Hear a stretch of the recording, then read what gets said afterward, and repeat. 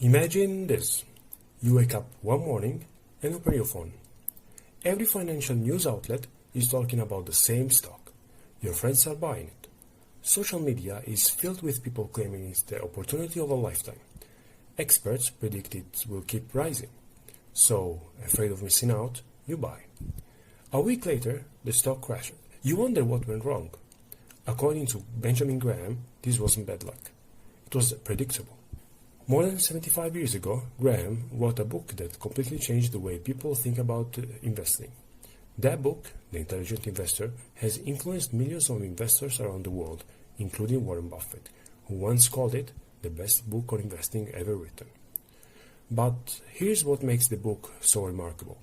It doesn't teach you how to find the next billion-dollar company. It doesn't promise you'll get rich overnight. And it certainly doesn't tell you how to beat the market every month. Instead, it teaches something much more valuable, how to avoid making the same expensive mistakes that investors have been making for generations. Because while technology changes, companies change, and markets change, human emotions don't. Fear, greed, overconfidence, panic. Those emotions have driven the markets for hundreds of years, and they continue to do so long after we're gone.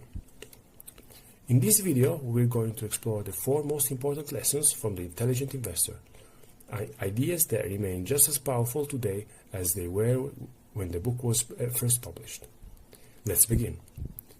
The first lesson is understanding the difference between investing and speculating. Imagine 2 people buying shares of the same exact company. The first spends weeks reading financial reports. He studies the company's profits, debts, competitors, and future plans. He understands how the business makes money and believes it will continue growing over the next decade. The second investor spends 30 seconds watching a video online.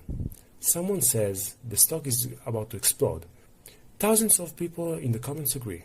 He buys immediately. Interestingly, both people believe they're investing. Benjamin Graham will disagree. According to Graham, an investment is an operation that, after careful analysis, promises the safety of your principal and adequate return. Anything else is speculation. Notice that Graham doesn't say speculation is evil. In fact, he acknowledges that some people enjoy taking risks. The real danger comes when people speculate while convincing themselves they're investing. This happens all the time. A stock doubles in price. People rush to buy it because they assume it will continue rising. No research, no understanding of the business, just excitement. Then the price falls. Panic replaces optimism. The same people who couldn't wait to buy suddenly can't wait to sell. Nothing about the company may have changed. Only people's emotions have. Graham believed intelligent investors don't buy businesses because everyone else is buying them. They buy because they understand what they're purchasing. Think about buying a house. Most people wouldn't spend hundreds of thousands of dollars without checking its condition. They'd inspect the roof, the plumbing, the electrical system, the neighborhood. Yet people routinely buy stocks worth thousands of dollars after watching a 30-second video online. The stock market makes investing feel effortless. But successful investing has never been effortless. It requires patience, research, and discipline. Before buying an investment, Graham believed you should ask yourself a few simple questions. Do I actually understand the business? Is the company financially healthy? Would I be comfortable owning it if the stock market closed tomorrow for 5 years? If the answer is no, you're probably speculating. And the speculation leads us directly to Graham's most famous lesson. Meet Mr. Market. Imagine you own a small coffee shop. Your business is doing well. Customers come every day. Profits are stable. Nothing unusual is happening. Now, imagine you have a business partner. Every single morning, he knocks on your door and offers either to buy your share of the business or sell you his. But there is something strange about him. Some mornings, he's incredibly optimistic. He's convinced your coffee shop is about to become the biggest chain in the country. He offers an absurdly high price for your health. Other mornings, he's depressed. He's convinced the business is doomed. He'll practically give away his share. Here's the important part. The business itself hasn't changed. Only his mood has. This imaginary business partner is Benjamin Graham's famous Mr. Market. Mr. Market represents the stock market itself. Every day the market offers you a different price for the exact same business. Sometimes those prices are reasonable, sometimes they're wildly optimistic, sometimes they're unbelievably pessimistic. The mistakes most investors make is assuming the market is always right. If prices go up, they assume the company has become more valuable. If prices fall, they assume something must be wrong. Graham believed this way of thinking is backwards. The market exists to serve you, not to instruct you. Imagine walking into your favorite supermarket.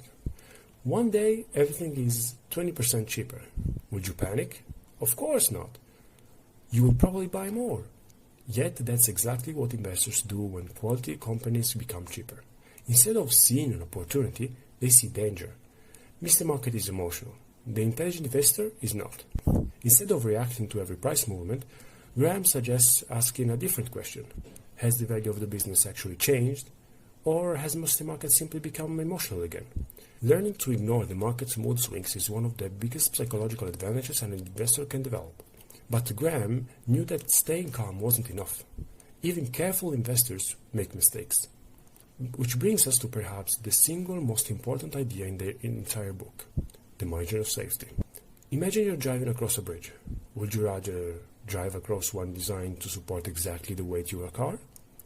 Or one built to hold 10 times the amount? The answer is obvious. Engineers never design bridges with zero margin of error. Unexpected things happen. Weather changes, materials weaken, traffic increases. The extra strength protects everyone using the bridge. Graham believed investing should work exactly the same way. No investor is perfect. You will make mistakes. Economic conditions change. Businesses face unexpected competition. Management teams make bad decisions. Predictions fail. Instead of trying to eliminate uncertainty, Graham recommends preparing for it. Suppose after carefully studying a company, you estimate it's worth $100 per share. Should you buy it for $100? Graham would say no, because your estimate could be wrong. Instead, you might only buy if the market offers it for $70 or $80. That difference is your margin of safety. It's your protection against mistakes. Think about buying a used car. If someone tells you it's worth $10,000, but offers to sell it for $5,000 after you've confirmed it's in excellent condition, you've created a room for error. Even if the car needs unexpected repairs, you still got a good deal. Investing is no different. The less you pay relative to what a business is truly worth, the lower your risk becomes. Most people spend their lives searching for certainty. Graham searched for protection instead. Because successful investing isn't about always being right. It's about making sure that when you're wrong, the consequences aren't devastating. And that brings us to the final lesson. The one Graham believes separates successful investors from everyone else. Psychology. Here's an uncomfortable truth. Most investors don't lose money because they aren't intelligent. They lose money because they're human. Imagine two investors. Both own the exact same portfolio. A market crash suddenly wipes out 40% of its value. The first investor panics. He sells everything. He tells himself he'll buy back later when things feel safer. Months later, the market begins recovering. Prices rise. He waits.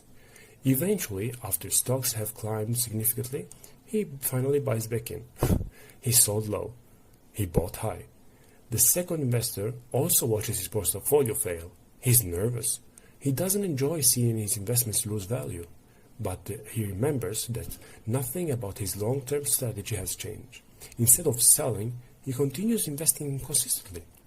Years later, the market has recovered and moved even higher. The difference between these two investors wasn't intelligence. It wasn't education. It wasn't luck. It was emotional control. Benjamin Graham famously wrote that the investor's chief problem, and even his worst enemy, is likely to be himself. The stance remains just as true today. Markets will always rise. Markets will always fall. New headlines will always predict disaster. Then they'll predict endless prosperity. Financial influencers will always promise easy wealth. But successful investors understand something that most people never do. You don't become wealthy by making perfect decisions. You become wealthy by consistently avoiding terrible ones. Patience beats excitement. Discipline beats prediction. And rational thinking beats emotion. every single time. So let's bring everything together. The first lesson is knowing the difference between investing and speculating. Don't buy something simply because everyone else is buying it. Understand what you own. The second lesson is remembering Mr. Market. The market daily price changes are opportunities, not instructions. The third lesson is always investing with a margin of safety. Leave room for mistakes because mistakes are inevitable. And finally, perhaps the most important lesson of all, master your own emotions. Because the greatest threat to your financial future isn't a market crash, it isn't inflation, it isn't another recession. More often than not, it's the decisions you make when fear or greed takes control. That's why the intelligent investor has remained relevant for more than 7 decades. Not because it predicts the future, but because it understands people. Technology evolves, businesses evolve, the stock market evolves, human nature doesn't. If you can learn these 4 principles and apply them consistently, you will already be thinking differently from the majority of the investors. And in investing, thinking differently, when it's backed by discipline, patience, and careful analysis, is often where the greatest opportunities begin. Thank you for watching. If you enjoyed this video and want to learn more timeless lessons from the world's greatest investing and business books, consider subscribing. Until the next time, invest wisely, stay patient, and never stop learning.